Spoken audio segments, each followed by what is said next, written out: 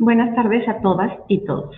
Es un gusto estar con ustedes para el inicio de este ciclo tan interesante, denominado Protocolos para la salvaguarda de las niñas, niños y adolescentes como medida de prevención, detección y atención a las violencias en las escuelas públicas de educación básica en la Ciudad de México.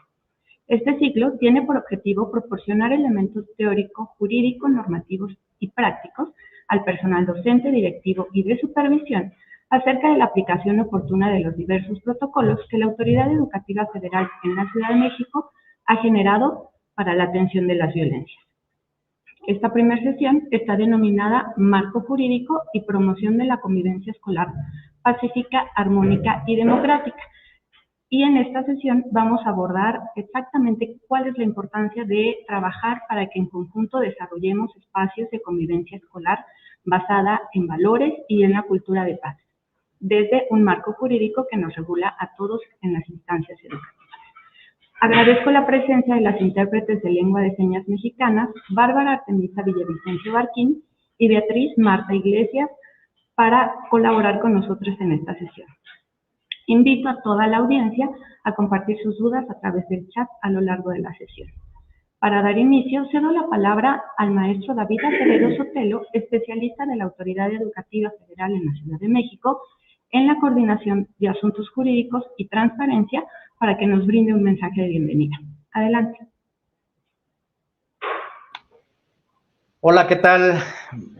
Muy buena tarde tengan todos ustedes, amigos, amigas.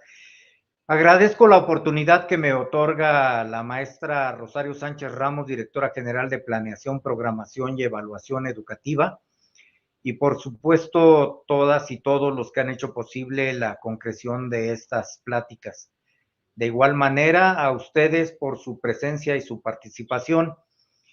La Autoridad Educativa Federal en la Ciudad de México es un órgano desconcentrado de la Secretaría de Educación Pública, que tiene como parte de sus objetivos prestar servicios de educación inicial, básica, incluyendo la indígena, especial, así como la normal, y demás para la formación de maestros en educación básica en el ámbito de esta Ciudad de México, por lo que se concibe como un ente público garante de velar por el interés superior de la niñez, de las niñas, niños y adolescentes. Y también busca hacer valer el ejercicio pleno de sus derechos, entre ellos el derecho humano a la educación. Y nuestro decreto de creación de la Autoridad Educativa Federal, nuestro reglamento interior de la SEP, nuestro manual de organización general de la Autoridad Educativa Federal, señalan a todas las unidades administrativas que la conforman obligaciones, facultades en materia educativa, formativa, normativa, de capacitación, entre otros. No hablaré de las demás áreas, unidades administrativas, sino voy a abocarme a la coordinación de asuntos jurídicos y transparencia.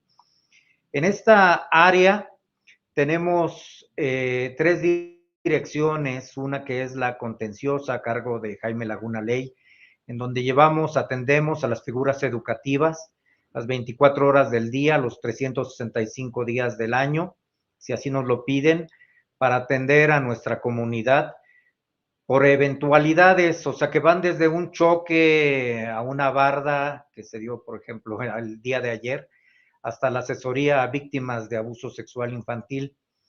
Llevámoslo ahí, los juicios laborales, los juicios de amparo, las denuncias penales, entre otras.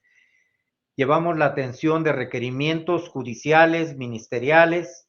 Tenemos también un área normativa, está a cargo de Marco Polo Ambris Jiménez, en donde atendemos los convenios, contratos, consultas, atención en materia de transparencia, actualización normativa.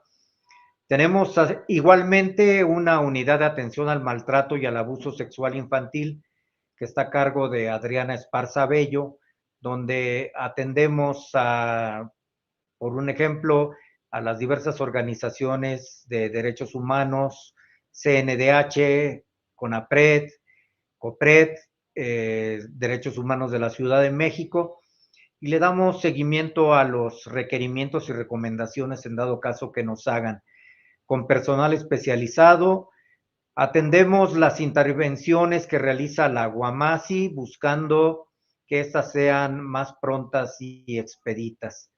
Tenemos también ahí en la Guamasi la mediación como herramienta de solución de conflictos. En materia de capacitación, se busca la capacitación permanente, de ahí que se haya buscado con profesionistas en los temas presentar este ciclo de conferencias respecto a protocolos para la salvaguarda de las niñas, niños y adolescentes como medida de prevención, detección y atención de las violencias en escuelas públicas de educación básica en la Ciudad de México, buscando proporcionar elementos teóricos, jurídicos, normativos y prácticos para el personal docente, directivo y de supervisión que nos acompaña.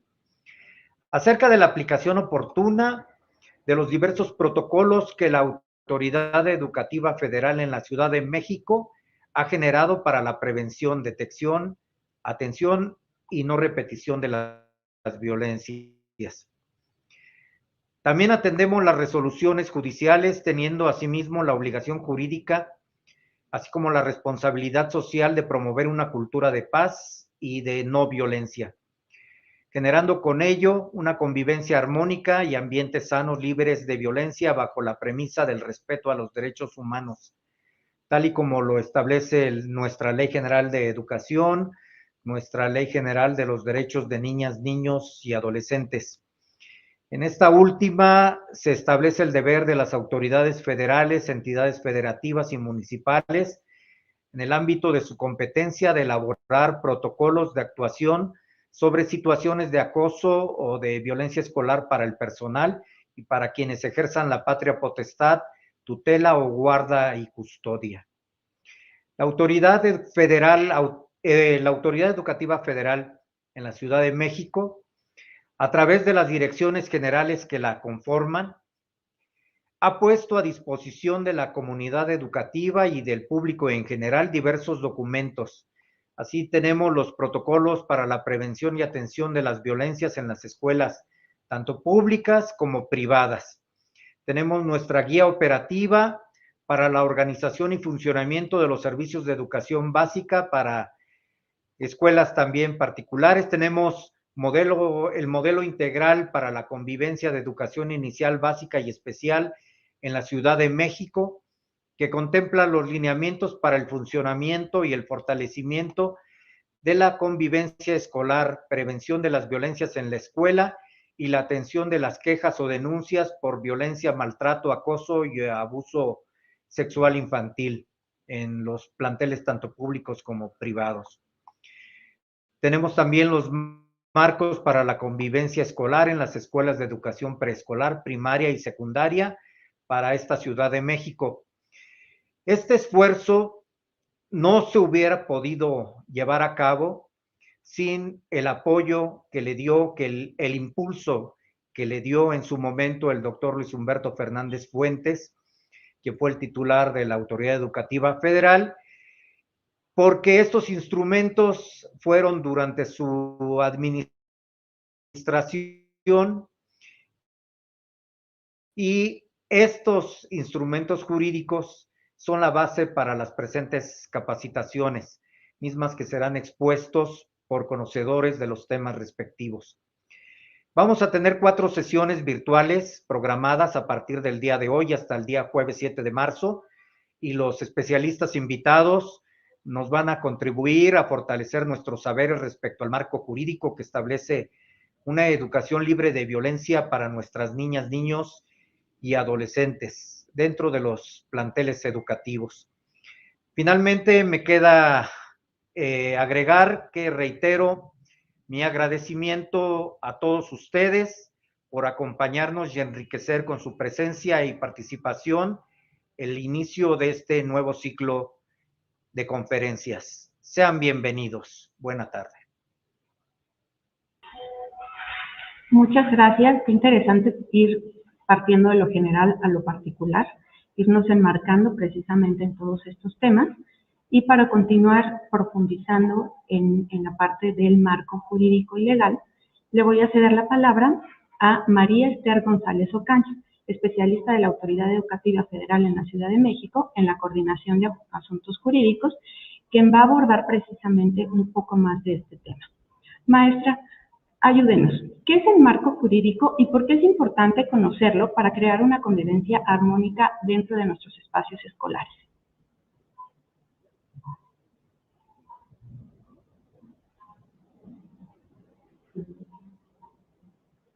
Breve pero sustancioso que habla precisamente acerca de el cuerpo normativo o el marco jurídico que tiene la Autoridad Educativa Federal en la Ciudad de México. ¿Qué es? Como ya lo dijo el maestro, es un cuerpo de leyes, reglamentos que nos apoyan para enmarcar todas las acciones que se realizan en los planteles educativos y que sirven a la comunidad precisamente para generar estrategias que lleven a una convivencia libre de violencia. Como se señala en el cuadro que tienen ustedes en su pantalla, pues estas leyes tienen una jerarquía y pueden ustedes mirar ahí la Constitución Política como la máxima, ¿verdad? La máxima de estas leyes. Y ahorita vamos a hablar un poquito más acerca de ella, pero de manera general, vean ustedes, hay leyes generales como la de responsabilidades administrativas, la Ley General de Derechos de Niñas y Adolescentes, la Ley General de Educación, la de los trabajadores al servicio del Estado. Y de ahí se desprenden reglamentos, en este caso, puse como ejemplo el de las condiciones generales de trabajo del personal de la Secretaría, porque es el que atañe particularmente a este campo que estamos nosotros desarrollando. De ahí siguen circulares, guías, como la que más adelante a lo largo de estas sesiones ustedes podrán considerar en diferentes partes, en diferentes puntos. Por eso, si podemos continuar a la siguiente, nos vamos a dar cuenta de que podemos iniciar con la Constitución Política. A partir de junio del 2011, nuestra Constitución Política recibió un cambio trascendental, ¿sí? Antes, el capítulo 1 de esta Constitución se llamaba de las garantías individuales, pero a partir de junio del 2011 cambió a de los derechos humanos y sus garantías. Y en el artículo 1 de esta Constitución se establece el principio pro persona. ¿Qué es el principio pro persona? Bueno, es este que nos garantiza la Constitución para que los derechos humanos sean tomados en consideración siempre. Además, habla particularmente de que este principio va a buscar siempre favorecer en todo tiempo y de la mejor manera a todas las personas. Podemos abordar de la Constitución Política también el artículo 3, todos lo conocemos, el derecho a la educación. Pero lo importante de en este marco de conferencias es que digamos que el artículo 3 prioriza la permanencia y la participación de los alumnos en los servicios educativos. Esto es muy importante porque donde no hay un ambiente libre de violencia, los alumnos pueden tender a dejar de asistir al plantel. Esto es un derecho que toda la comunidad educativa debe tener muy claro. Y después podemos hablar del artículo 4, en el cual ahí precisamente en el último de los párrafos o uno de los últimos párrafos, el 9, se establece precisamente que las decisiones y actuaciones del Estado siempre estarán velando y cumpliendo el interés superior del menor. El principio del interés superior de la niñez es fundamental. ¿Por qué? Los derechos de los niños deben de ser valorados por encima incluso de los adultos. Más adelantito vamos a ver en otra ley que también así lo establece. Como ustedes se dan cuenta, la Constitución Política de los Estados Unidos parte de un todo para que todos estemos observando, cuidando, precisamente que se respeten los derechos humanos de todas las personas. También de todos los integrantes de la comunidad, como son las autoridades, los docentes, los padres de familia, pero en particular, sí, los derechos de la niñez, los derechos de niños, niñas y adolescentes. De ahí quisiera pasar a la Ley General de Educación. El artículo 2 establece también en concordancia con la ley, con la Constitución, que el Estado priorizará el interés superior de los menores precisamente en estos servicios educativos. De ahí quisiera detenerme un momento en el artículo 73. Dice este artículo que en la impartición de la educación se tomarán medidas que aseguren al educando la protección y el cuidado necesarios para preservar su integridad física, psicológica y social. Este artículo es muy importante. Todo lo que se hagan en los centros escolares tendrán que tener esta perspectiva de protección y cuidado hacia los niños, hacia las niñas, niños y adolescentes. Por eso es que en un siguiente párrafo habla acerca de que los docentes y el personal que labora en los planteles deben estar capacitados precisamente para tomar esas medidas. Y qué bueno que en este espacio podemos abordar estos temas, porque se trata de eso, de estar capacitados todos en estos temas, ya que tanto los docentes como el personal que labora en los centros educativos son los encargados de la custodia de los menores mientras estos permanecen en los servicios escolares. De ahí, usted ve ahí en la pantalla el artículo 74, que tiene mucha coincidencia con el 73, cuando nos dice que las autoridades educativas, dentro del ámbito de su competencia, promoverán una cultura de paz. Y esto tiene que hablar o habla del respeto a la dignidad de todas las personas que componen precisamente esa comunidad. Los derechos humanos tendrán que ser muy observados por todos los que componen esa comunidad. Esto quiere decir, los educandos, los docentes, los padres, las madres de familia, los tutores, todos absolutamente deben de colaborar para que se lleve a cabo y se fortalezca esa cultura de paz. Esta ley nos puede dar la pauta para ver por qué en las escuelas se implementan muchas estrategias que van encaminadas precisamente a la proliferación de la paz y la disminución de la violencia. Pasemos a otra ley rápidamente, que es la Ley General de los Derechos de Niñas, Niñas y Adolescentes, y muy brevemente vamos a abordar algunos de los artículos de esta ley. Usted ve ahí el artículo 2, que es muy importante porque dice que todos los entes, todas las autoridades realizarán acciones y tomarán medidas que favorezcan a los menores. El interés superior de la niñez debe ser considerado de manera primordial en toda decisión cuestionable. Incluso, dice en el párrafo 6 de este artículo, que cuando hay alguna situación que afecte, alguna toma de decisiones que afecte a niños, niñas y adolescentes, prevalecerán los derechos de los niños, porque son personas en formación. Entonces, siempre se tiene que tomar en cuenta las repercusiones que podrán ocasionar en los niños cuando se tome algún tipo de decisión. Usted ve ahí el artículo 6, son los principios rectores que se establecen en esta ley, y nuevamente en este artículo se establece el interés superior de la niñez, la igualdad sustantiva, que quiere decir darle igual trato a los menores, el principio pro persona nuevamente, el acceso a una vida libre de violencia y el derecho a un adecuado desarrollo evolutivo de la personalidad de niños, niñas y adolescentes. Siguiendo adelante, usted mira ahí el artículo 17 y es el derecho de prioridad. El derecho de prioridad establece que el niño, que la niña, el niño, el adolescente tiene prioridades, tiene prioridad de atención, la prioridad de la salvaguarda de todos sus derechos. ¿Esto qué quiere decir? Que se le brinde protección y socorro en cualquier situación, que se le atienda antes incluso que a los adultos y que todas las políticas que se generen en los ámbitos gubernamentales siempre tengan en consideración diseño y ejecución de programas que protejan a la niñez mexicana, ¿sí? Ahí en el artículo 46 usted mira que los niños tienen derecho a vivir libres de toda forma de violencia.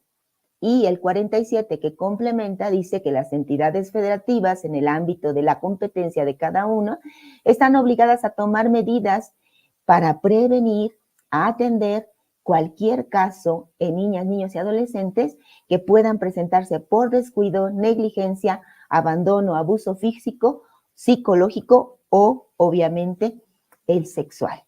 Esto nos habla precisamente de la importancia de que todas las autoridades y todos los que forman parte de la comunidad educativa tomen estrategias que puedan ayudar a la proliferación de la cultura de paz. Por último, el 76 de esta ley establece el derecho a la intimidad ¿Qué es esto? Los niños tienen derecho a que se les resguarde toda aquella información que tenga que ver con su vida personal y familiar. Tienen derecho a la protección de sus datos personales, a que no se traten de realizar injerencias arbitrarias en su vida, a que se divulgue su presencia o alguna situación más allá de lo que conveniente deba de ser, ¿sí? Esta Ley General de Derechos de las Niñas, Niños y Adolescentes enmarca muchos más artículos, pero he traído estos para que tengan ustedes un marco general de la protección de los mismos. Quisiera pasar en estos últimos pensamientos a la Ley Federal de los Trabajadores al Servicio del Estado. Es importante que consideremos solamente por esta ocasión estos dos artículos, 46 y 46 bis. El 46 habla de que los trabajadores tienen derechos y no podrán ser suspendidos esos derechos sino por causa justa. Hay una fracción, la quinta, donde habla específicamente de que tiene que ser por resolución del Tribunal Federal de Conciliación y Arbitraje.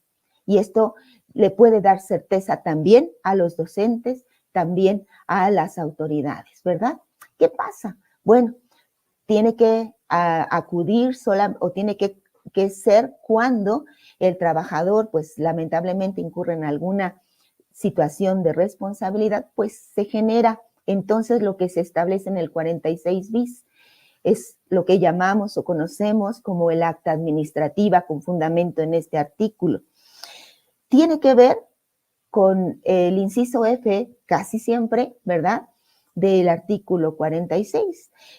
¿Cuándo se levanta un acta administrativa? Bueno, pues cuando los servidores públicos comprometen con su descuido, imprudencia o negligencia el cuidado de menores que tienen a su cargo. Se los dejo aquí precisamente para que ustedes consideren que la normatividad, al conocerla, nos sirve como una herramienta que podemos utilizar adecuadamente en cualquier situación y que en esa normatividad, por supuesto que están contenidos los derechos de los niños, pero también de todos los servidores públicos que están a cargo o que componen el ámbito educativo. Por último, y solamente como mención, vamos a hablar precisamente de la Ley General de Responsabilidades. Dos artículos de esta ley que quiero que ustedes consideren en esta tarde es el 6 y el 7. El 6 dice que nosotros, todos los entes públicos, están obligados a crear y mantener condiciones estructurales y normativas que permitan el adecuado funcionamiento de todo el Estado, ¿sí? Y el 7 habla precisamente de cómo debemos de ser los servidores públicos. El desempeño de nuestro encargo debe darse desde los principios de disciplina, legalidad, objetividad, profesionalismo, honradez, lealtad. Todo esto dentro de un marco de integridad que permita que todas las rendiciones de cuentas que demos a la sociedad estén enmarcadas en actos loables, en actos adecuados. Entonces, la normatividad, quiero finalizar, es, reitero, esa herramienta que toda la comunidad educativa debe conocer y utilizar, porque cuando la conocemos y la utilizamos adecuadamente, sirve para generar certeza de las acciones que realiza el Estado, de las acciones que deben realizar las autoridades educativas y de las acciones que están también comprometidas a ejercitar toda la comunidad, como son los padres de familia, los alumnos y todos los que la componen. A lo largo de estas sesiones, seguramente, ustedes seguirán viendo más y más de este cuerpo normativo que debemos conocer y utilizar adecuadamente. Muchas gracias por su atención. Muchas gracias, maestra. Es fundamental estas dos situaciones que usted menciona, la importancia y la trascendencia de que el centro de todos estos marcos y protocolos son las y los niños, las y los estudiantes y adolescentes de nuestras escuelas. Y el otro punto es cómo vamos a ir abordando precisamente los protocolos a lo largo de estos 4 días. Los vamos a invitar a seguirnos de aquí al día jueves a las 5 de la tarde con diferentes temáticas que posteriormente les voy a presentar. Ahora bien, Le voy a ceder la palabra a Blanca Ortega Sánchez, especialista de la Autoridad Educativa Federal en la Dirección de Convivencia, para que nos aborde el siguiente tema. ¿Cuáles son los elementos a considerar para lograr una convivencia escolar pacífica con nuestras niñas, niños y adolescentes en las escuelas? Adelante, Blanca.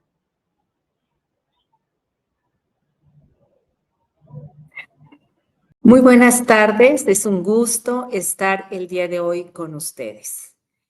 Quiero iniciar con la pregunta, ¿por qué hablar de convivencia escolar pacífica? Y esto nos lleva a la reflexión. Si se trabaja desde la prevención de violencias, se podrá generar una educación en el respeto y en la tolerancia. La interacción, ¿verdad?, que se tiene entre los encargados de la formación educativa en los espacios escolares van a llevar a una formación en la inclusión y en la democracia. Ahora bien, lo que conducirá a fomentar un ambiente de bienestar y seguridad. Como resultado de ello, los estudiantes que conviven en el aula se conducirán en el respeto, la democracia y la autonomía en la toma de decisiones, dando como resultado que los estudiantes se sientan en un ambiente amigable, propicio para el aprendizaje y a participar en él, ¿verdad?, en este proceso, generando así actitudes de seguridad, de respeto y de confianza hacia sí mismos y hacia otros. Y bueno, entonces, ¿qué podríamos decir? ¿Qué se entiende por convivencia escolar pacífica? Es generar un ambiente en el cual tanto estudiantes, profesores, personal administrativo interactúan de manera armónica, respetuosa, donde se promueve ese respeto mutuo, la empatía, la tolerancia, y ello pues va a conducir a un bienestar emocional, favoreciendo el desarrollo integral de toda la comunidad educativa. Para lograr una convivencia pacífica escolar, hay que trabajar en la educación, ¿verdad?, socioemocional y el desarrollo de habilidades sociales, lo que permitirá a las y los alumnos tener mayor conocimiento de su persona, a la identificación de sus emociones y a reconocer cómo reaccionar ante situaciones de conflicto. En ese sentido, se podrá determinar la forma más adecuada y eficaz para resolver una determinada situación de manera constructiva y colaborativa, conduciendo así a una resolución pacífica de algún conflicto que pueda surgir. En el espacio escolar se debe priorizar el bienestar emocional para que conduzca a generar un ambiente propicio para el desarrollo del aprendizaje integral de todos los miembros de la comunidad. Para lograr una convivencia pacífica es fundamental hablar también de convivencia inclusiva. Dentro de la escuela hay que trabajar hacia orientar sobre el trato digno y respetar la diversidad de las formas en el ser, pensar y actuar.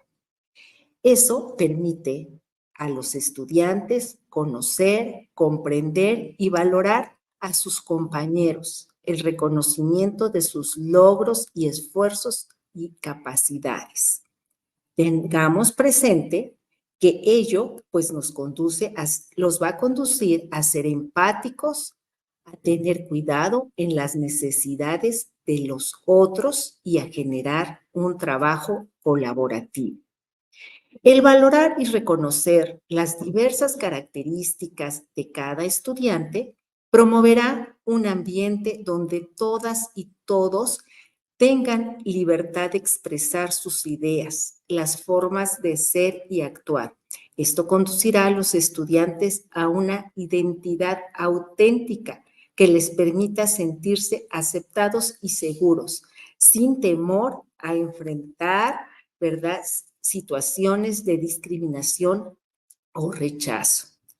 Ahora bien, otro aspecto fundamental a considerar es la convivencia democrática. Esta está orientada a la participación y corresponsabilidad de diferenciar, ¿verdad?, estos conflictos que se pueden presentar, de todas estas diferencias que se dan en nuestra interacción cotidiana, ¿verdad? Y de a partir de ahí destacar, ¿no?, la importancia de poder hacer una construcción colectiva de reglamentos y normas con enfoques de principios éticos, donde impere el diálogo reflexivo y el manejo formativo de conflictos. Pasamos a la siguiente, por favor. Ello nos va a conducir a fomentar un ambiente impregnado, ¿verdad?, de valores, igualdad y respeto hacia las diversas opiniones, identidades y pensamientos. Tomar decisiones de manera participativa, considerando la variabilidad de los puntos de vista, y así garantizar la inclusión de todas las opiniones en el proceso. Bien, aquí traigo una lista, ¿verdad?, de qué hacer, ¿verdad?, para alcanzar estos objetivos y poder lograr esta convivencia escolar pacífica. Pues bien, es un trabajo continuo, ¿verdad?, que se está dando, involucrando tanto a toda la comunidad escolar, y en ese sentido traigo aquí algunas estrategias que los docentes pueden implementar con sus alumnos. Una de ellas sería organizar actividades que fomenten la comprensión y el respeto hacia los demás. Podríamos hacer un role-playing, círculos de discusión grupal, aprovechando alguna situación, ¿verdad?, que se esté generando en el ambiente escolar, establecer normas de convivencia, aplicar consecuencias en el sentido de que ellos mismos puedan determinar qué acciones se puedan dar cuando alguien no está cumpliendo con alguna de las normas que ellos mismos establecieron. Aquí es importante que en conjunto se vayan estableciendo estas normas de convivencia.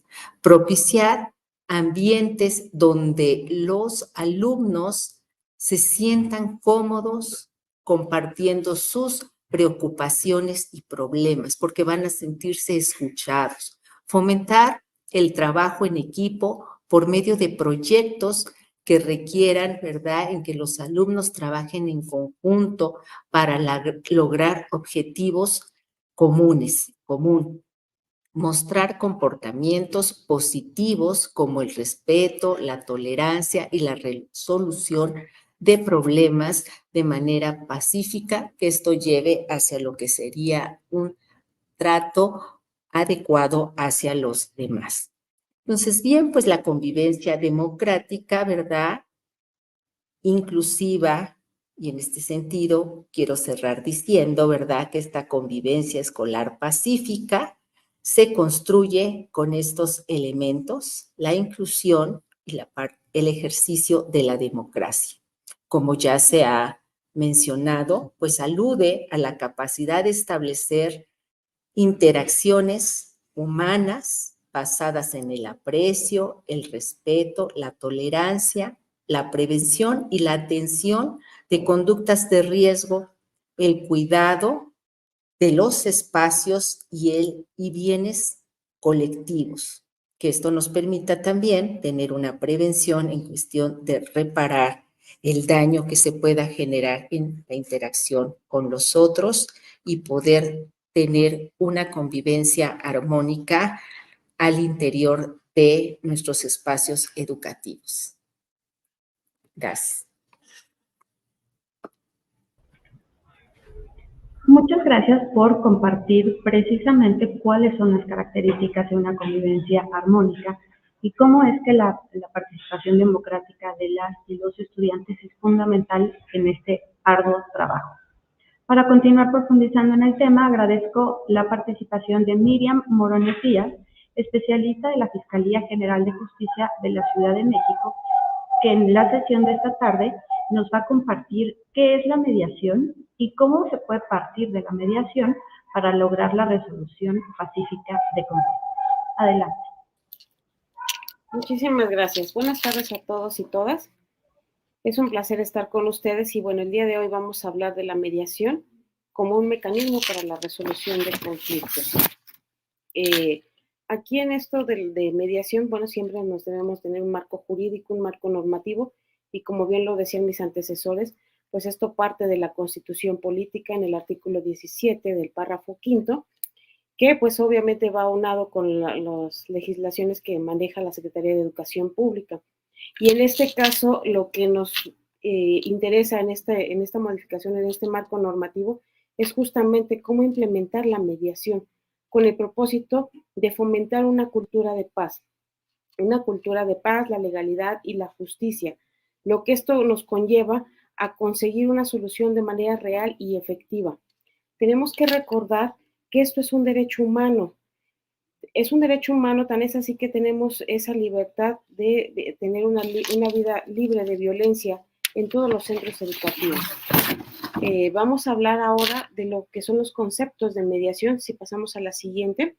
Y bueno, pues dentro de los conceptos de mediación podemos ver que es una forma de solucionar un conflicto a través del diálogo, en donde los participantes buscan llegar a un acuerdo sin necesidad de llevar a cabo un juicio, de llevar a cabo un procedimiento judicial o en un momento dado que esto sea largo, que sea costoso, que sea tedioso.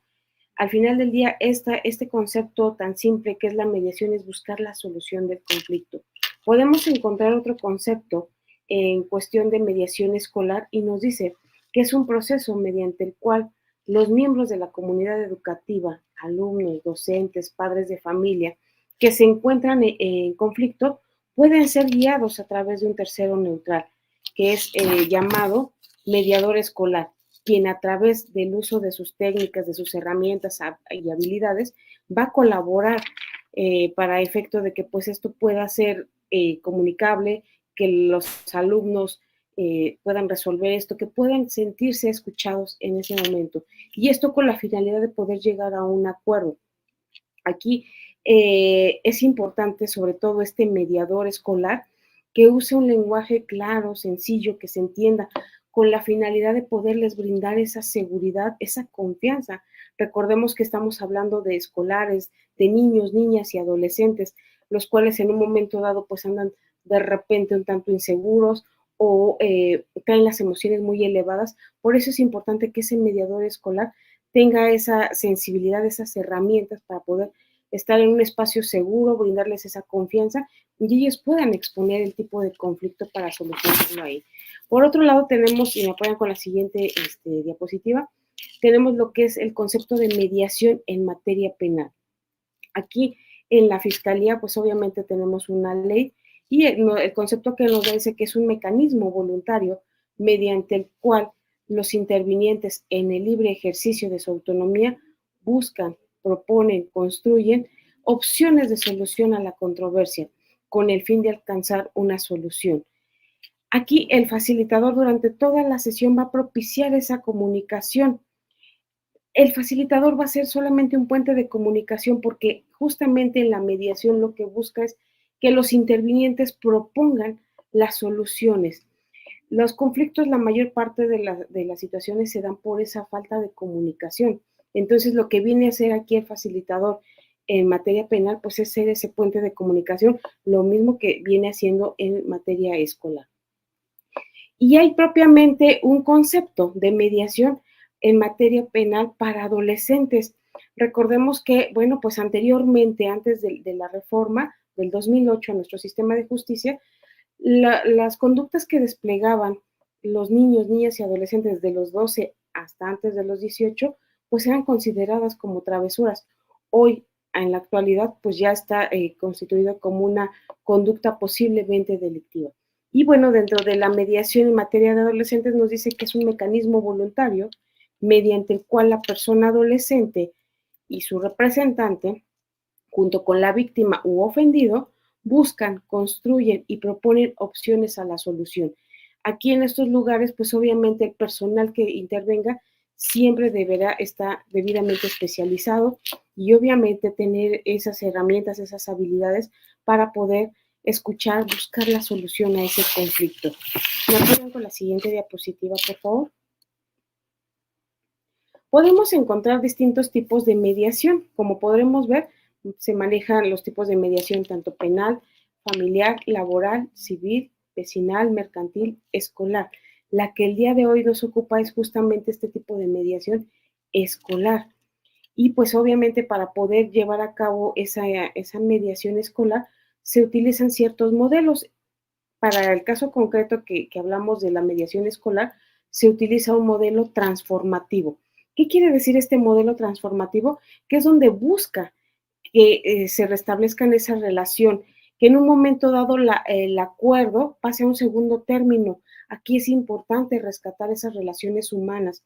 Hablábamos que mis antecesores decían fomentar esa cultura de paz. Esa cultura de paz es retomar, recobrar esos valores. Por eso, dentro de la mediación escolar, lo que se busca es fomentar ese reconocimiento, fomentar esos valores, esa responsabilidad, esa aceptación.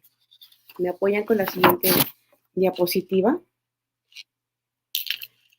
Nos dice que, bueno, ¿en qué caso se da la mediación escolar? Bueno, pues obviamente cuando las partes se encuentran en conflicto y no son capaces de resolverlo por sí mismos. Es decir, hubo un conflicto entre los niños, niñas o adolescentes, no lo pudieron solucionar. Bueno, pues es ahí donde entra ese mediador escolar con la finalidad de poder intervenir. Este mediador escolar pues tiene que actuar de manera neutral, de manera pacífica, de manera equitativa, brindándoles el espacio como referíamos hace un rato. Y esto pues obviamente es cuando ya entra esa mediación escolar. ¿En qué casos pudieran ser? Bueno, pues cuando hay un maltrato físico, cuando se llegan a pegar, se llegan a amenazar, cuando se esconden objetos, cuando llegan a romper algún objeto. Aquí pues obviamente es importante pues cuando están en el primer nivel, tratarlo de solucionar ahí en la escuela, de buscar estos centros para efecto de poder llevar a cabo esa mediación. También nos encontramos con un maltrato verbal, que es cuando de repente les llegan a insultar, llegan a poner algún apodo, llegan a hablar mal de alguien, empiezan a difundir algunos rumores de alguna manera falsos, empezar a intimidar. Y también se puede dar un maltrato mixto, que es la combinación de ambos, ¿verdad? Es importante que cuando estén en una primera línea, bueno, pues se pueda trabajar a través de una mediación escolar. Ajá. Pero cuando ya esto sale de contexto, que en un momento dado se rebasan esos límites, bueno, pues ya tendría que buscarse esa mediación a través de las unidades especializadas en niños, niñas y adolescentes. ¿Qué ventajas se tienen de la mediación? Pasamos a la siguiente, por favor. Las ventajas que se tienen en la mediación en términos generales, bueno, pues obviamente es un mecanismo muy rápido. Nosotros lo podemos solucionar en una misma sesión, en el momento que nos sentamos a platicar, pues obviamente agotando todo un desarrollo, pues puede ser esto muy rápido. A diferencia de llevar todo un procedimiento ante una instancia judicial, pues obviamente esto va a ser muy largo. El proceso es confidencial. ¿A qué se refiere con esto? Pues que en un momento dado lo que se diga ahí tiene que ser tratado en ese momento con la finalidad de no perjudicar o beneficiar a nadie.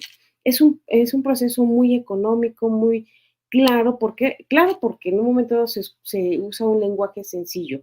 Económico porque pues es dentro de las mismas instituciones, no se genera ningún gasto, a diferencia que si fuera en otra instancia, pues obviamente sí tienes que gastar en los traslados, en un momento dado que solicitas copias certificadas, en los audios, videos, qué sé yo. El objetivo también de o ventaja de esta mediación es que busca restablecer esas relaciones interpersonales. Aquí no hay ningún ganador y tampoco hay un perdedor. Lo cierto es que cuando estamos hablando de una mediación escolar, pues nos vemos constantemente, llegamos a ser vecinos, compartimos el mismo salón, nos vemos en un momento dado en el área del recreo. Entonces es justamente restablecer esa convivencia, esa paz armónica. También otra de las ventajas que se tienen dentro de la mediación es que facilitan la comunicación entre los intervinientes. Hay veces que de repente les decía yo, el conflicto se da por esa falta de comunicación. Y obviamente, pues si nos facilita esa comunicación porque nos van dando lugar a cada uno, nos van escuchando, nos van entendiendo, bueno, pues obviamente facilita y propicia que en un momento dado se pueda solucionar esto. Otra de las ventajas que se tienen dentro de la mediación es que evita que escale el conflicto, es decir, que trascienda este conflicto. Pudiéramos hablar que empezamos con un te dije, nos dijimos, después ya terminamos amenazando, después golpeando, y bueno, pues las consecuencias van escalando. Por eso se pide que en un momento una de las ventajas de la mediación es evitar esa escalada de conflicto, que quede justamente en la solución a través del diálogo. Y bueno, la última de las ventajas que se tienen en esta mediación es la solución del conflicto siempre tiene que ser de manera voluntaria.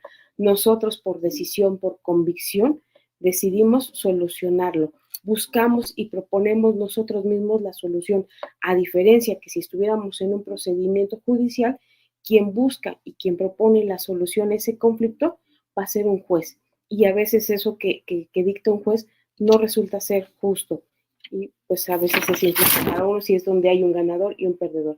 Aquí en el área de mediación, pues justamente se busca la solución de manera voluntaria. En mediación también se manejan principios, tanto a nivel escolar como en materia de adolescentes. ¿Me apoyan con la siguiente diapositiva?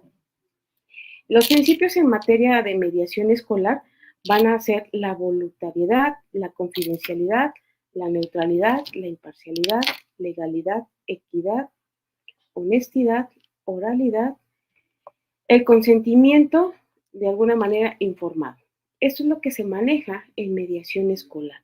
En mediación, en materia de adolescentes, son algo similar los principios. La voluntariedad, porque siempre tenemos que tener esa disposición para poder llegar a una solución. La información, los niños, niñas y adolescentes acompañados de sus tutores siempre deben de tener la información suficiente de las ventajas de la mediación, así como de las desventajas en un momento que pudiera conllevar esta parte. La confidencialidad, como bien lo decíamos, lo que se dice ahí, ahí se queda, para no afectar ni beneficiar a ninguno de los intervinientes. Otro de los principios que se manejan es la flexibilidad y la simplicidad. Hay que buscar esa flexibilidad, esa objetividad para poder llegar a una solución.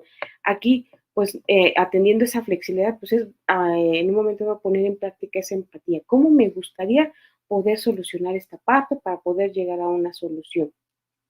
Ser muy objetivo para ver todas las áreas de oportunidad y poder llegar a una solución. Simplicidad, pues justamente los operadores del sistema en materia de niños, niñas y adolescentes, siempre tenemos que buscar un lenguaje claro, sencillo, que se entienda, que no sea tan complicado para que esto sea entendible. Por el otro lado, otro de los principios que se manejan es la imparcialidad. Aquí en estas mediaciones no se busca sancionar, juzgar, etiquetar o privar de la libertad a los niños, niñas y adolescentes. Lo que se busca es justamente que tenga esa seguridad. No estamos a favor de ninguna de las partes. Lo que nos interesa es justamente que se solucione el conflicto a través del diálogo. Principio de equidad, pues mantener ese equilibrio. El derecho que va a tener el niño o niña adolescente para exponer la situación, lo va a tener la otra parte. Y siempre desde ese equilibrio, jurídicamente hablando, y también en cuestión de las emociones. Por el otro lado, tenemos el principio de honestidad. Este principio de honestidad habla de compartir lo que en un momento dado, digamos, tiene que ser nuestra verdad, lo más apegado a esa realidad, porque muchas de las ocasiones, bueno, aquí en mediación no tenemos que pruebas, testigos o algo por el estilo. Nosotros trabajamos con la verdad, que lo que ustedes nos compartan. Es importante siempre expresar la verdad, retomando la cultura, fomentando ese valor de la honestidad. Pasamos a la siguiente diapositiva, por favor.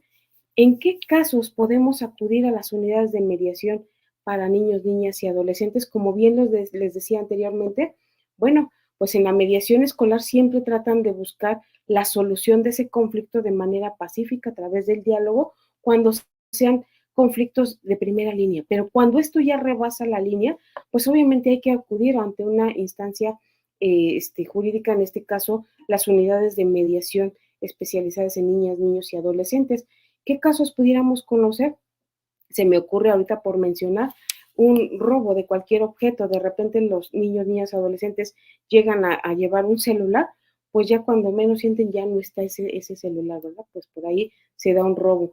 Las lesiones que en un momento dado se llegan a propinar y pues estas lesiones quizás a lo mejor puedan poner en riesgo la integridad de la persona, bueno, pues conocemos ahí. Las amenazas que en un momento dado pueden llegar a causar esa afectación en la persona. Un abuso de confianza, esto sí se da muchísimo en estos casos a nivel secundaria, preparatoria, ¿no? Que prestan la libreta para que pasen un apunte o que porque vienen los exámenes y ya de repente ya no se los entregan, pues ahí se da un abuso de confianza, bien pudiéramos verificar. Obviamente son situaciones que se pueden solucionar en la primera línea a nivel de la mediación escolar. Un daño a la propiedad, de repente pues sin querer estábamos en educación física y pues por azares del destino a lo mejor un manotazo y se cayeron los anteojos, se rompieron, bueno, pues ahí hay un daño a la propiedad. Poder verificar este tipo de conflictos que se presentan. De ahí, bueno, pues hay otro tipo de tipo penal que se pudieran manejar. Esos ya se pudieran ser muy esporádicos, pero se llegan a dar, ¿no? Un homicidio culposo, no era la intención causar la muerte, pero bueno, se presenta. El allanamiento, en muchas de las ocasiones los adolescentes de repente ya que empiezan a querer buscar el conflicto, van hasta el domicilio del niño, niña, adolescente y empiezan a decirles de cosas, ¿no? También se da mucho lo que es la discriminación. En ese sentido, pues es cuando se atenta con la dignidad de las personas. Y bueno, pues es un tipo de situaciones que se pudieran manejar en la unidad de mediación especializada para niños, niñas y adolescentes. ¿A partir de qué edad podemos conocer este tipo de situaciones? Bueno, pues a partir de los 12 años hasta un día antes de que cumplan la mayoría de edad. El personal que se encuentra en estas unidades de mediación está debidamente especializado, capacitado para poder trabajar una mediación con los niños, niñas y adolescentes. En este caso, bueno, pues contamos con las unidades de mediación, el cual pues el objetivo es brindar una atención integral a las personas que se encuentran en conflicto para que de alguna manera cuenten con esa herramienta, con esa área de oportunidad, poderlo solucionar de la manera más confiable, de la manera más segura. Me ponen con la siguiente diapositiva, por favor. De manera rápida, gratuita. Y bueno, pues contamos con esa unidad de mediación especializada en niñas, niños y adolescentes, la cual está ubicada en la unidad de mediación en procuración de justicia para adolescentes en calle Petén, esquina sin número, de la colonia Obrero Mundial. Ajá. Esto pertenece a la alcaldía Benito Juárez, ahí les dejo un número telefónico y pues no duden en acercarse. Créanme que lo que es la mediación, pues es una forma de solucionar los conflictos antes de que escale esta situación. Es una forma muy rapidísima, es una de las gran ventajas y en un momento dado hasta el momento procesal oportuno si ya estamos dentro de un procedimiento para poder llegar a una solución. Hasta aquí mi ponencia. Muchísimas gracias. Muchísimas gracias por esta información, que si bien tiene una perspectiva jurídica, también nos va adentrando específicamente a cuál es el proceso de la mediación. Ahora, ¿qué les parece si abordamos cómo se lleva el proceso de mediación específicamente en los espacios escolares? Para ello, cedo la palabra a Alexandra Rivera Amador, especialista de la Autoridad Educativa Federal en la Ciudad de México, de la Unidad de Atención al Maltrato y Abuso Sexual Infantil. Por favor. Gracias, Alma. Es un gusto saludarles, en espera de que estén teniendo una excelente tarde. Aprovecho la ocasión para agradecer a la audiencia que nos acompaña el día de hoy, el continuar con nosotros a lo largo de esta transmisión. Una vez que hemos tenido la oportunidad de reflexionar sobre la relevancia de implementar mecanismos alternativos para la resolución pacífica de conflictos, particularmente la mediación, es fundamental que podamos aterrizar su uso práctico al interior de los espacios educativos. Para esto, desde la visión de la educación para la paz, los derechos humanos y la paz positiva, el análisis del conflicto toma relevancia, pues nos enfrentamos al reto de dejar atrás la visión tradicional del mismo, relacionado con lucha, combate, poder o dominio, para dar paso a mirar el conflicto desde su potencial educativo, como una oportunidad de transformación y también como el pretexto perfecto para desarrollar habilidades y actitudes indispensables en el día a día. Habilidades como la escucha activa, el respeto a la dignidad, la comprensión consciente y empática del otro.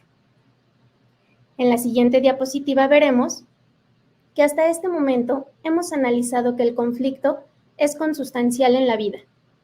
Entonces, les propongo que partamos del hecho de que los espacios educativos, en este caso las escuelas, no serán ajenas a la existencia de este, ya que la dinámica en las que se ven inmersas las relaciones cotidianas, aunado a las diversas percepciones de sus integrantes, pueden llegar a contraponerse. Seguramente para este momento, varios o varias de ustedes ya trajeron a su mente alguna vivencia surgida en su contexto educativo y que puede estar estrechamente ligada a experiencias en donde el conflicto fue el protagonista principal. Entonces, retomando lo anterior, podemos identificar que dentro de la escuela pudiesen tener lugar dos tipos de conflictos escolares. El primero de ellos lo identificaremos como aquello que ocurre dentro de las personas, desde lo individual. Lo podemos conocer o llamar como dilemas o intrapersonales. Pero por otro lado, hablaremos de esos conflictos que se suscitan entre las personas, conocidos como disputas o interpersonales. Y es justamente en este punto donde se apertura la posibilidad de implementar la mediación educativa.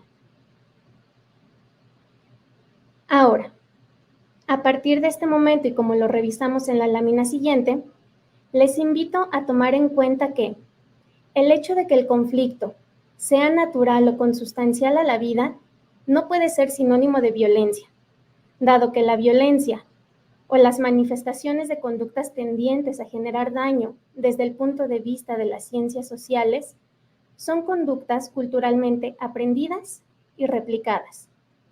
No obstante, la relación conflicto-violencia puede ser interdependiente.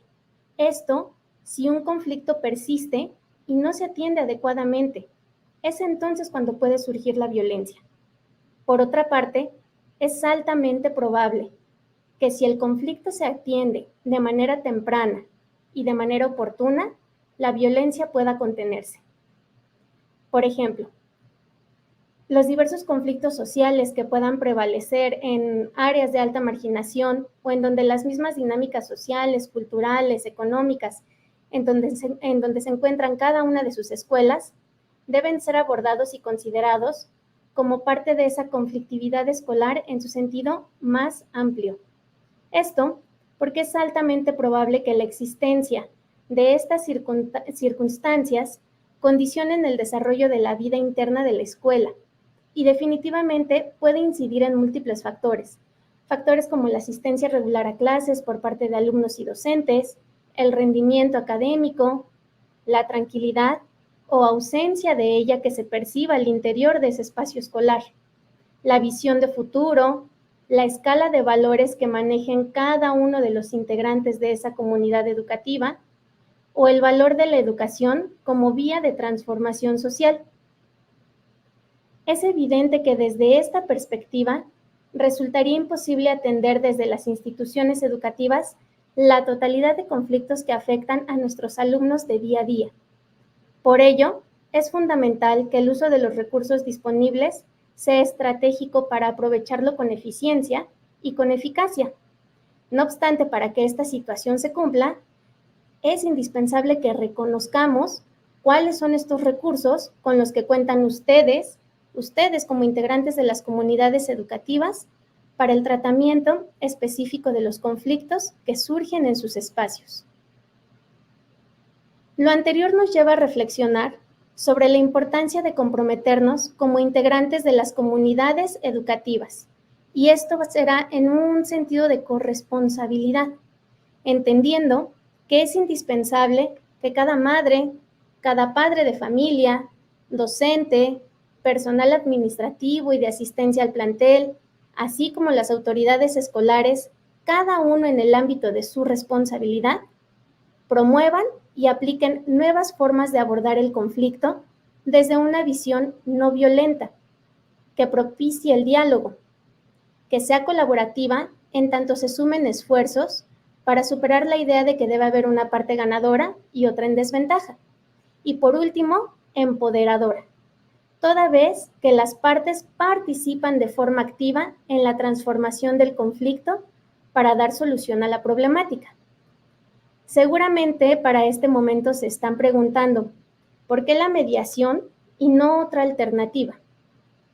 Como ya lo revisamos, recordemos que la mediación es un proceso que permite que las personas en conflicto se involucren de manera activa y asertiva en la transformación del mismo, y que en comparación con el arbitraje, la negociación o la conciliación, la mediación tiene objetivos muy claros, siendo uno de ellos la generación de espacios de convivencia en donde se promueva el trato digno de las personas involucradas en el conflicto y en donde la conclusión del mismo conlleve la satisfacción y bienestar de todos los involucrados. En el ámbito educativo, como ya lo mencionó la licenciada Miriam, la mediación es un proceso mediante el cual los miembros de la comunidad educativa, alumnos, docentes, madres, padres de familia, autoridades y demás personal adscrito a la institución que se encuentren en conflicto, son guiados por un tercero neutral e imparcial llamado mediador escolar, quien a través del uso de herramientas, habilidades y estrategias deberá colaborar con las partes para que se comuniquen de manera efectiva. Aquí poniendo especial énfasis en la no vulneración de los derechos de los menores que se puedan ver involucrados en el presente conflicto. Anteriormente se mencionó que para transitar en el paradigma tradicional del abordaje y tratamiento de los conflictos, era indispensable conocer sus características fundamentales, asumir una visión transformadora de los mismos, así como optimizar y reconocer los recursos con los que contamos para posibilitar su resolución bajo las mejores condiciones. En este sentido, desde el año 2021, la Unidad de Atención al Maltrato y Abuso Sexual Infantil cuenta con el área de mediación educativa, la cual, de acuerdo a lo establecido en el numeral 132 de la Guía Operativa para la Organización y Funcionamiento de los Servicios de Educación Básica, Especial y para Adultos de Escuelas Públicas en la Ciudad de México, se presenta como una alternativa de prevención y resolución pacífica de los conflictos que puedan llegar a surgir en el ámbito escolar, ofreciendo a madres, padres de familia, tutores, personal docente, administrativo, de apoyo y asistencia a la educación y autoridades escolares la oportunidad de decidir voluntariamente, recordemos que esto nos lo mencionaban como uno de los principios de la mediación educativa, resolver el conflicto en la construcción de acuerdos de voluntades que sean satisfactorios, duraderos y que contribuyan a generar un ambiente sano y pacífico de convivencia.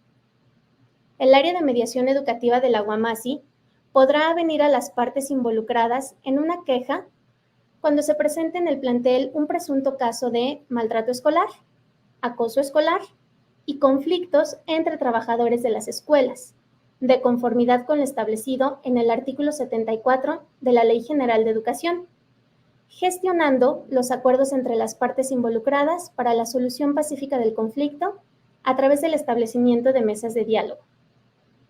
Es importante que ustedes conozcan que quedarán excluidas del procedimiento de mediación educativa en la UAMASI las quejas o solicitudes relacionadas a casos de presunto abuso sexual infantil en el plantel educativo, a quejas o solicitudes por maltrato escolar que sean confirmadas y los casos de presunto hostigamiento o acoso sexual entre trabajadores.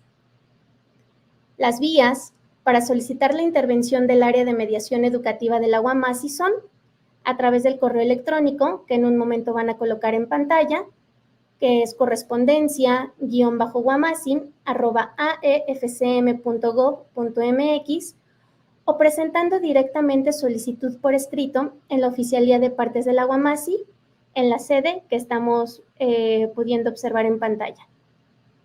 En ambos casos, la solicitud deberá contener los datos de contacto del peticionario, así como una breve descripción del conflicto suscitado. Para nosotros es muy grato informarles también que a partir del mes de abril del presente año se incorpora a la oferta educativa de capacitación que brinda la Guamasi el tema Mediación educativa para la resolución pacífica de conflictos escolares. Para realizar la solicitud de esta plática, las autoridades escolares deberán remitir solicitud por escrito a través del correo electrónico que también se está presentando en este momento. Les agradezco su atención, que tengan una excelente tarde. Muchas gracias, Alexandra. Y ahora vamos a dar paso a la sesión de preguntas y respuestas. Hemos visto inquietudes en el chat. Vamos a pedirle el apoyo a las especialistas para contestar dos de ellas que engloban muchas de los temas que hemos visto en el chat, y algunos otros, la verdad es que se han venido respondiendo a lo largo de la sesión a través de sus inquietudes, como los datos de contacto para las instancias o los especialistas que pueden acompañar en la mediación. Además, aprovecho el momento para recordarles que esta sesión y las subsecuentes quedan grabadas en YouTube para que ustedes puedan consultarlas y verlas con tranquilidad, revisar cualquier dato o cualquier comentario que quieran hacer posteriormente. De momento vamos a abordar las dos preguntas. Para la primera, le pido a Miriam, por favor, nos ayude a responderla. Y hemos leído en el chat varios aspectos o perspectivas con respecto a aquellos momentos o aquellos casos en los que hay renuencia, digamos, de parte de las y los alumnos o incluso los padres de familia a llegar a un acuerdo mediante este proceso o esta estrategia de mediación que nos han venido comentando a lo largo de la sesión. La pregunta, Miriam, sería, ¿cómo podemos o qué pueden hacer específicamente en el espacio escolar para abordar estos casos? Muchas gracias. Muchísimas gracias. Bueno, contestando esa pregunta, cuando hay renuencia por parte de los niños, niñas, adolescentes, incluyendo los tutores, bueno, es importante primero que nada llevar este tipo de preparaciones, sesiones individualizadas. Es decir, primero platicar con una de las partes, con el ofendido justamente, eso sería el segundo plano, de primera instancia con el que causa la conducta. Es importante tener siempre a su tutor, a su padre, madre, que estén acompañados para que vean que no hay una vulneración. Por el otro lado, explicarles y brindarles esa seguridad de lo que conlleva esta mediación escolar, que en un momento dado ellos tengan esa certeza para posterior darle el paso, en este caso a la persona que recibe la conducta, que pudiera ser considerada la víctima, junto con su representante, su tutor, madre, para efecto de poder llegar a esa plática. Una vez que se logra dar esa información, concientizar de las ventajas y desventajas que se pudiera llevar a través de una mediación escolar, pues obviamente se les pregunta a las dos partes si sería su deseo de llevar a cabo un encuentro conjunto entre las dos partes, es decir, los niños, niñas o adolescentes. Siempre recordemos que esto debe de ser voluntario. Vamos a pensar que en un momento dado no quieren llevar a cabo esa mediación escolar porque están con las emociones muy elevadas, pues obviamente también tendría que canalizarlos a un área de psicología a efecto de contener esas emociones, de también brindarles esa escucha activa para efecto de poderlos tranquilizar. Si ya pasado todo ese tipo de herramientas, no logramos llevar a cabo una mediación a través de la instancia educativa, bueno, pues es importante justo que alguien haga valer sus derechos y acudir a estas unidades de mediación, como bien se los comentaba. Si en un momento dado quien despliega la conducta es un adolescente, bueno, pues contamos con la unidad especializada de adolescentes que se encuentra en Petén. Y ahí pues hay que acudir, hay que referir qué es lo que está aconteciendo para que se pueda llevar a cabo ese encuentro conjunto. De igual manera, mis compañeros están especializados y siempre se analiza la naturaleza antes de llevar a cabo un encuentro conjunto. Esto.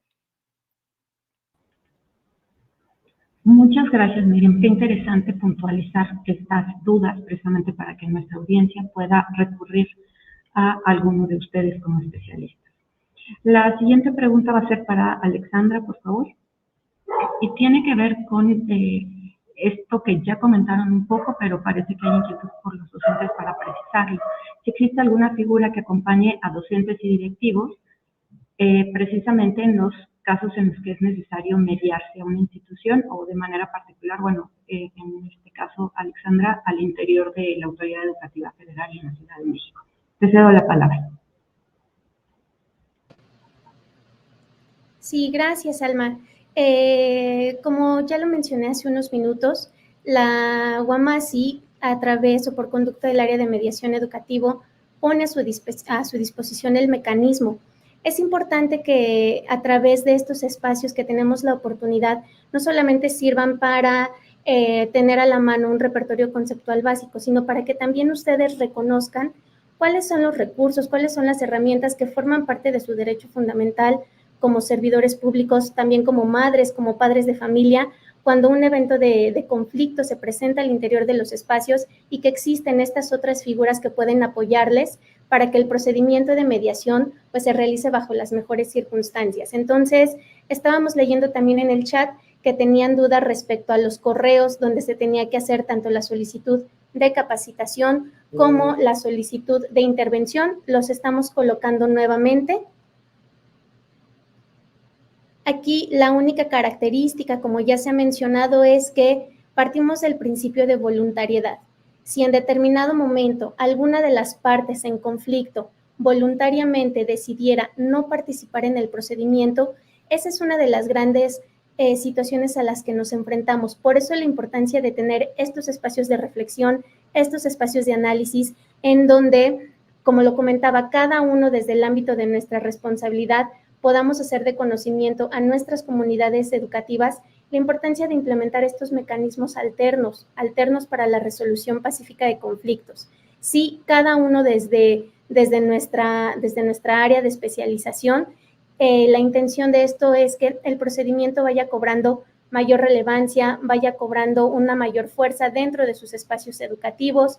Esperamos que también con esta capacitación que estamos a punto de estrenar, por así decirlo, aquí en la unidad, podamos también a ustedes aportarles elementos teóricos, prácticos. Leemos también en el chat que lo que ustedes quisieran son ejemplos específicos de cómo se pueden resolver estos conflictos.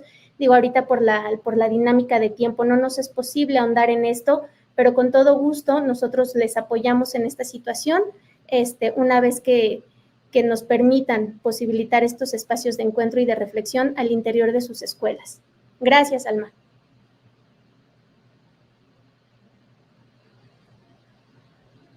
Gracias, Alexandra. Sí, sin duda, a partir de las inquietudes vertidas, se están trabajando nuevos espacios para profundizar en el tema y sobre todo para coadyuvar a que las y los docentes desarrollen las habilidades específicas para la resolución de conflictos en los espacios escolares.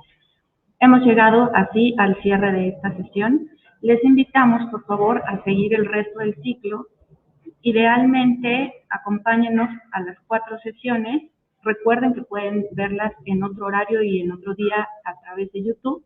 Para el día de mañana a las 5 de la tarde tenemos el tema protocolos para la prevención de las violencias. Y así en subsecuente veremos otros protocolos a lo largo de la semana. Agradezco, por supuesto, la participación del maestro David Acevedo, de la maestra María Esther González Ocaña, por supuesto que Miriam y Alexandra como especialistas durante esta sesión, además de Blanca Ortega. A las compañeras de Lengua de Señas Mexicanas, Bárbara Artemisa Villavicencio Barquín y Beatriz Marta Iglesias, que nos ayudan a llegar a cada uno de ustedes lo más posible.